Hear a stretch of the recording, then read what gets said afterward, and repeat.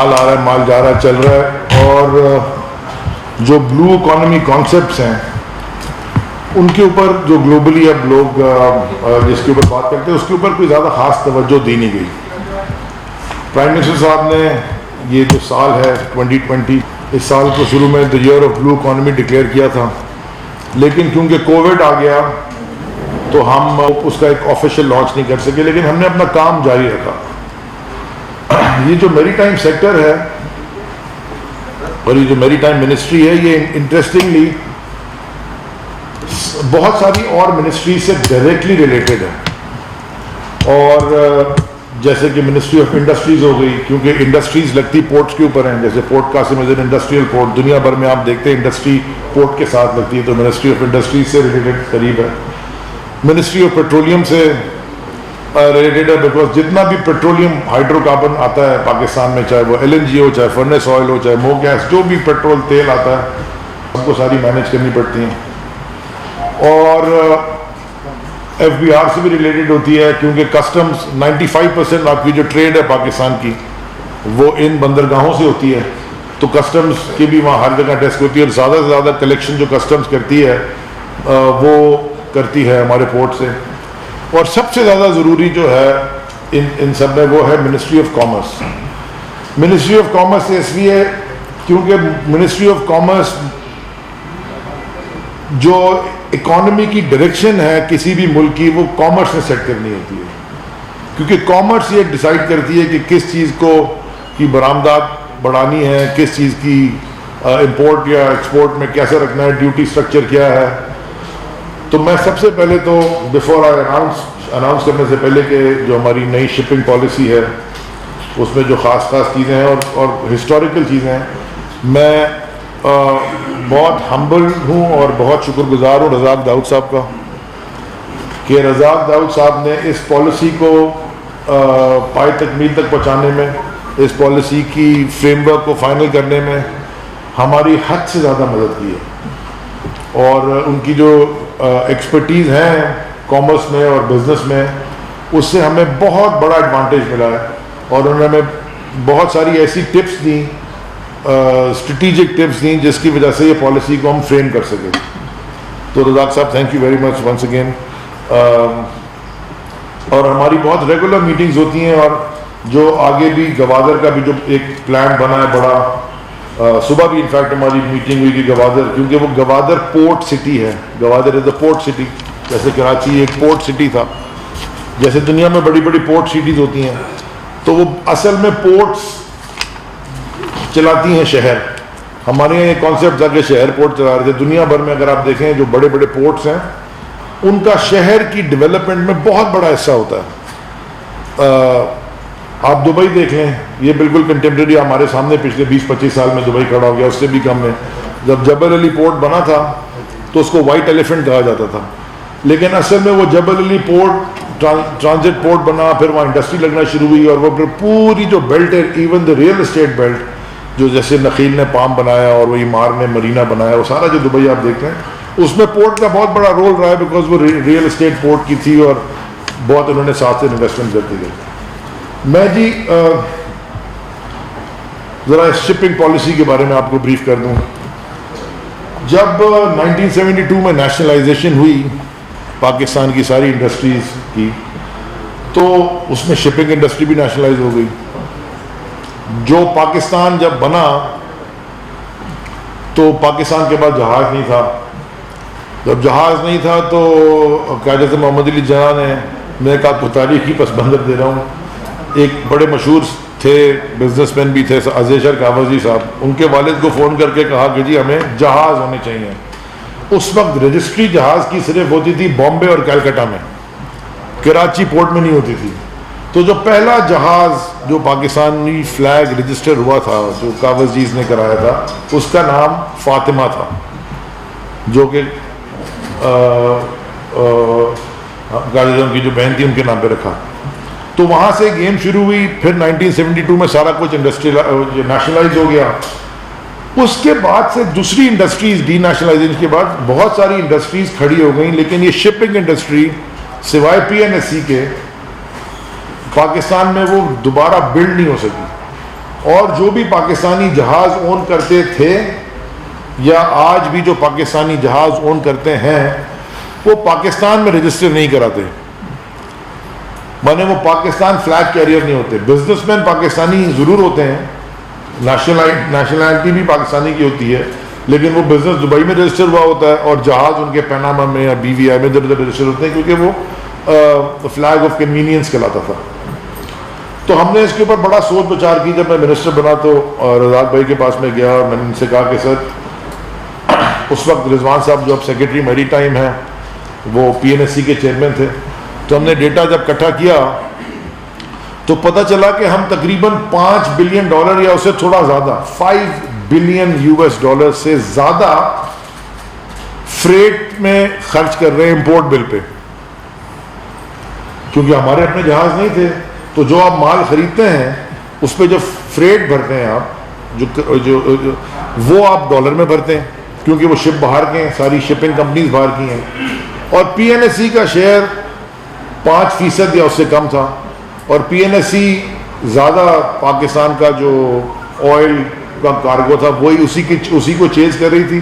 لیکن پاکستان میں تو سویابین بھی امپورٹ ہوتا ہے، پاکستان میں پام آئل بھی امپورٹ ہوتا ہے، پاکستان میں کوئلہ بھی امپورٹ ہوتا ہے، آپ کی انرجی سیکٹر کوئلے پہ چلتی ہے، پاکستان میں گرین بھی امپورٹ ہوتا ہے، اور پھر اس کے بعد پاکستان سے ایکسپورٹ بھی ہوتا ہے بہت سارا، چاول ایکسپورٹ ہوتا ہے دبا کے، اور بھی جو بھی چیزیں ایکسپورٹ ہوتی ہیں. تو ہمارے اپنے جہاز تھے کوئی نہیں. تو ہم نے یہ 2 چیزیں کی. ہم ایک مرین پالیسی تھی 2001 کی، اس کے اوپر ہم 2000 اس کے اوپر ہم نے بلڈ کیا. اور اگین رزاق ایک منسٹرز کی ہم نے ایک ٹیم بنائی میری ٹائم کے ساتھ، اور اس میں رزاق صاحب کا بڑا رول تھا. تو ہم نے سارا ڈیٹا اینالائز کر کے اس میں کچھ امینڈمنٹس کی. وہ امینڈمنٹس کیا تھیں کہ 2030 تک، یہ بڑی امپورٹنٹ میں آپ سے بات کرنے لگا ہوں کیونکہ یہ پرائیویٹ سیکٹر کو ہم اب لانا چاہتے ہیں اس بزنس میں، شپنگ بزنس میں، بیکاز گلوبلی پروٹیکٹ کیا جاتا ہے، ملک پروٹیکٹ کرتے ہیں ان کی شپنگ لائنز کو. جیسے کاسکو، اے پی ایل، یہ ساری بڑی بڑی شپنگ لائنز ہیں، اسٹیٹ اونڈ نہیں ہے لیکن اسٹیٹ کی پروٹیکشن میں کام کرتی ہیں. یہ بڑی چائنا کی کاسکو ہے، A P L American president line ہے، جو بھی بڑی بڑی لائن ہے، مرش نیدرلینڈز کی. تو ہم نے اس میں جو چیزیں چینج کی میں آپ کو بتانا چاہتا ہوں. نمبر 1، 2030 تک 2030 ٹل دا ایئر 2030 جو بھی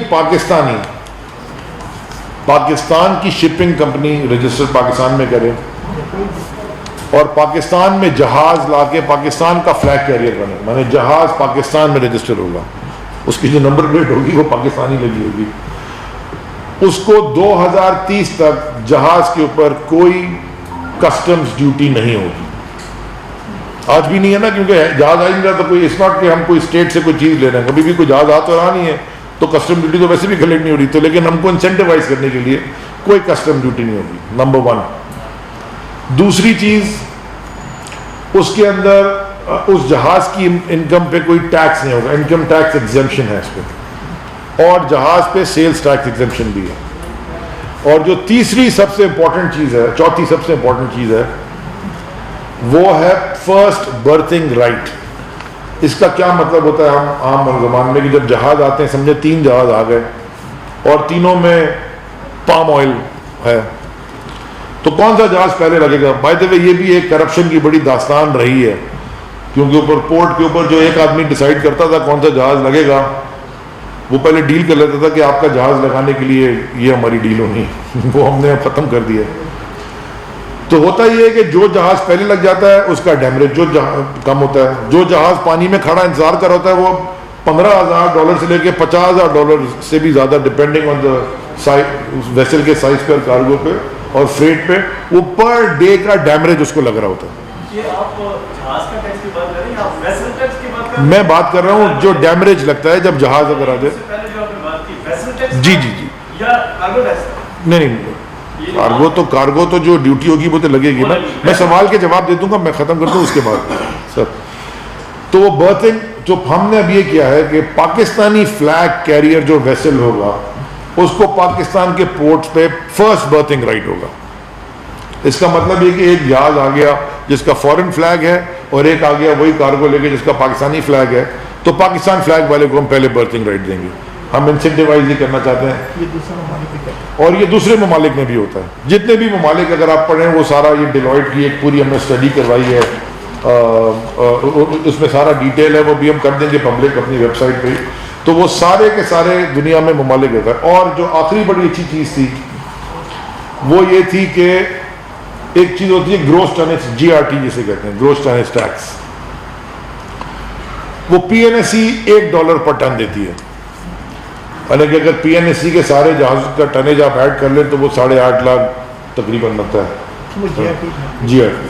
تو وہ $1 پر ٹن ہوتا ہے. جو پرائیویٹ سیکٹر کو ہم انسینٹیوائز کرنے کے لیے ہم نے اس کو 75 سینٹ 25% کم رکھا ہے.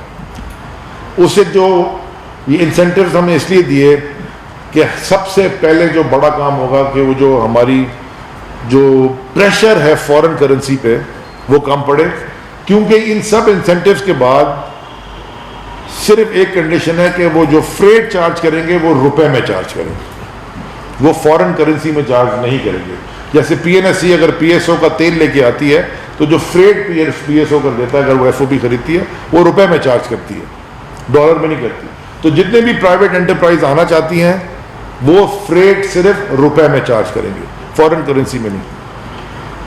جو ہسٹوریکل چیز اس کے بعد ہوئی ہے, یہ چیزیں پہلے بھی ہوتی نہیں لیکن اس کے باوجود یہ انڈسٹری پک اپ نہیں کی, تو شپنگ کو ہم نے ایک اسٹریٹجک انڈسٹری بھی ڈکلیئر کر دیا. لیکن جو تاریخی چیز یہ ہوئی ہے کہ ایک چیز ہوتی ہے ایکسپورٹرز کو ملتی ہے L T F F, long term finance facility, کیونکہ وہ آپ کے لیے ڈالر لے کے آ رہے ہوتے ہیں باہر سے. ان کو 3% پہ اسٹیٹ بینک 3% کے مارکیٹ پہ اسٹیٹ بینک ان کو قرضہ دیتی ہے. بینک دیتے ہیں, بینک کا اسپریڈ ہوتا ہے 4% میں مل جاتا ہے, بٹ 3% اسٹیٹ بینک کی سیلیں ہیں. تو ہم نے آج سے کوئی 3 مہینے پہلے اسٹیٹ بینک سے بات کرنا شروع کی, اور ہم نے اسٹیٹ بینک کو کہا کہ دیکھیے ڈالر جو لے کے آ رہا ہے اس کو آپ یہ دے رہے ہیں لانگ ٹرم فائنانس فیسلٹی, تو جو ڈالر اگر ہم بچانے ہیں ملک میں آپ اس کو بھی فیسلٹی دے دیں, بیکاز اینڈ ریزلٹ تو ایک ہی ہے نا, ڈالر یہاں جمع ہو رہا ہے, ہمارا فورن ریزرو بڑھ رہا ہے, اس پہ برڈن کم ہو رہا ہے.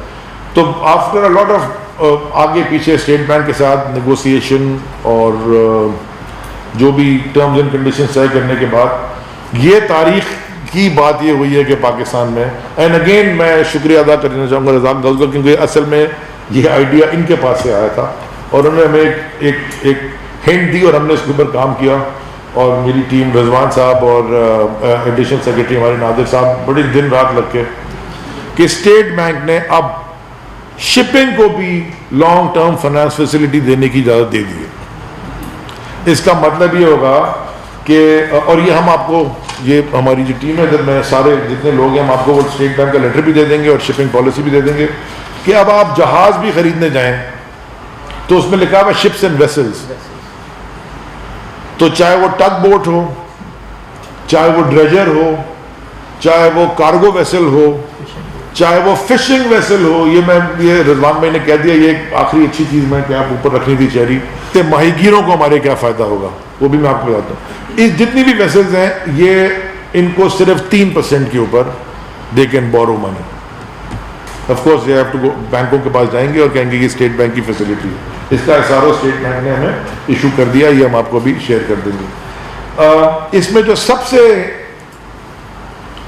جو چیز اس وقت ڈائریکٹلی امپیکٹ کرے گی ہمارے ماہی گیروں کو, اور یہ ان کے لیے بہت بڑی خوشخبری میں دینے جا رہے ہیں. دیکھیں یہ $450 ملین کی ہم ایکسپورٹ کرتے ہیں فشریز سیکٹر کی, 455 ملین پلس مائنس.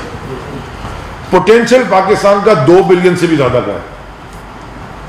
یہ پہلی دفعہ پاکستان کو ایک ہے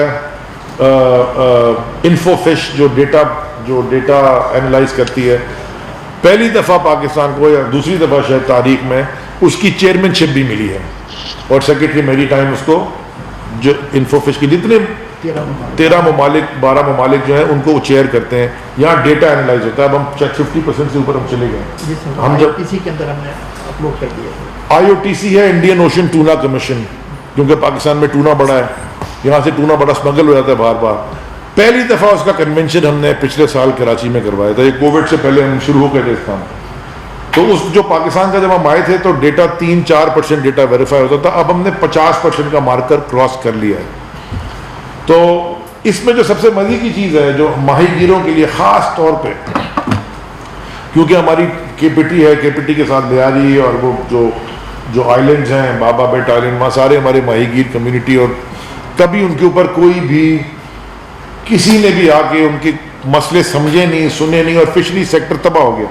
اس سے جو نکلے ہیں, میں سیاسی بات نہیں کرنا چاہتا, لیکن عزیر بلوچ, نثار مرائی اور وہ سارے ادھر سے ہی نکلے ہیں.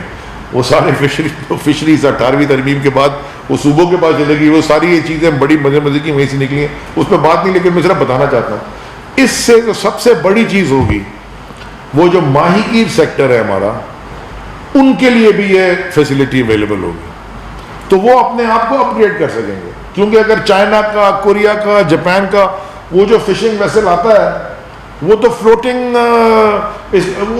وہ تو اس لائک فلوٹنگ فیکٹری, جو مچھلی بھی پکڑتے ہیں وہیں پہ پروسیس بھی, وہ تو سارا کچھ کر دیتے ہیں. ہمارے ماہی گیروں کو یہ پوٹینشیل ابھی تک وہ نہیں کر سکے ریئلائز, لیکن اس کے بعد انشاءاللہ, اور اس کے لیے میں نے جو ہمارے D G ports and shipping صاحب ہیں, جو آفس ہے ڈیسک, ان کو میں نے کہا ہے کہ آپ ایک ڈیسک بنائیں تاکہ وہ ایجوکیٹ کر سکیں ان ماہی گیروں کو کہ وہ کس طرح بینکس کو اپروچ کریں, اور ان کی ان کی پیکیجز بنا کے تاکہ وہ بینک کو اپروچ کریں. ان کو پتہ تو ہو نا کہ بینک سے کس طرح پھر اس فیسلٹی کا فائدہ اٹھانا.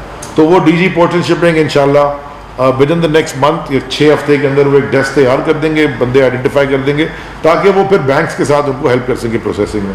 تو یہ میری نظر میں ایک بڑی ڈیولپمنٹ ہے پاکستان کی میرین سیکٹر کے لیے, میری ٹائم سیکٹر کے لیے. اور صرف آخر میں یہ بات کرنا چاہوں گا کہ آلریڈی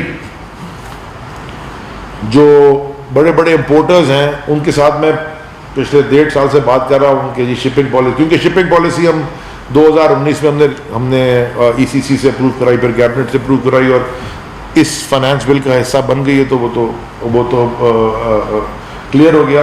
تو ان کے ساتھ ڈسکشنز میں ہوتا رہا. تو میں آپ کو یہ بتانا چاہتا ہوں کہ بڑی جلدی آپ دیکھیں گے کہ 3-4 شپنگ کمپنیز پاکستان میں اپنے ویسلز خریدنا شروع کریں گی, کیونکہ وہ تیار تھے لیکن کلیئرٹی نہیں آ رہی تھی. اب ان کو کلیئرٹی بھی آ گئی ہے. تو اب آپ سوچیں کہ 2.2 بلین کا تقریباً وی امپورٹ پام آئل اتنے کا, تو سارا کا سارا فریٹ جو ہم بھرتے ہیں اس امپورٹ کے اوپر, وہ سارا اب کوشش کر کے ایسا ایسا ہم لوکل انڈسٹری کو بلڈ کریں گے. اور ہمارے سی فیررز کے لیے, جو ہمارے سیلرز ہیں, ان کے لیے بھی اچھی خبر ہے, کیونکہ ابھی تک تو وہ پی این ایس سی کا دروازہ کھٹکھٹاتے ہیں کہ جی ہمیں نوکری دیتے ہیں, ہمارے پاس تو 11 جہاز ہیں. تو وہ یا پھر میننگ کمپنیز کے پاس جاتے ہیں کہ وہ کسی باہر کے ویسل میں ان کو چرا دے, لیکن اس میں ویزا کے ایشوز یہ وہ کافی ہے. تو جب ہماری اپنی انڈسٹری ڈیولپ ہونا شروع ہوگی, شپنگ انڈسٹری, تو ان کو بھی اس میں جاب سیکیورٹی ہوگی. اور آخری بات, ایک فگر ڈیٹا کا دے دوں, $5 بلین تو ہم فریٹ میں دیتے نا رزاق بھائی. فلپینز کے جو سی فیررز کی جو فورن ریمیٹنس ہے وہ $6 بلین اینولی کراس کر گئی ہے. جو جہاز میں فلپینو, کیونکہ سی فیرر جو ہوتا ہے نا وہ ایک ڈش واشر یا ڈیزل میکینک سے لے کے کپتان تک ہوتا ہے, جتنے لوگ جہاز پہ ہوتے ہیں وہ ہر لیول کے اوپر, ان کی فورن ریمیٹنسز $6 بلین کراس کر گئی ہیں. تو ہم پیچھے رہ گئے. Now we'll catch up. Razzaq بھائی. بسم اللہ الرحمن الرحیم. اس طرح سے علی زیری صاحب نے بھی بتایا, تھوڑے سی ہسٹری دی ہے. مجھے اس کا بھی دوبارہ بتانا چاہتا ہوں کہ جب نیشنلائزیشن ہوئی تھی اس وقت شپنگ انڈسٹری باقی سب کے نیشنلائز ہوئے تھے, لیکن آہستہ آہستہ جب پرائیویٹائزیشن شروع ہوئی تو سیمنٹ, کیمیکلز, باقی ساری انڈسٹریز واپس پرائیویٹ سیکٹر میں چلے گئے, اور آہستہ آہستہ اپنے سیکٹر کا اسپیڈ پر انہوں نے امپرومنٹ ہو گئی. لیکن ایک انڈسٹری بالکل پیچھے رہ گئی, وہ ہے شپنگ انڈسٹری. اور جب علی نے منسٹر بنے تو بات چیت شروع ہو گئی کہ یار یہ ہے نا یہ ہمارے لیے بڑی خطرناک بات ہے. کیوں خطرناک بات ہے؟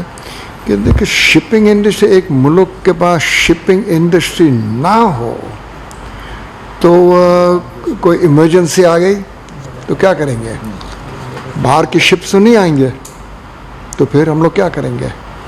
اور آپ لوگوں کو پتہ نہیں لیکن مجھے تو اچھی طرح سے یاد ہے جب 9/11 ہوا تھا 2001 میں، اس وقت جتنے بھی جو باہر کی شپنگ کمپنی تھے نا وہ اپنے ریٹ بڑھا دیا، اور دینا پڑے گا، ایکسپورٹر نے دیے، کیا کریں گے؟ سارے باہر سے فورن کمپنیز تھے.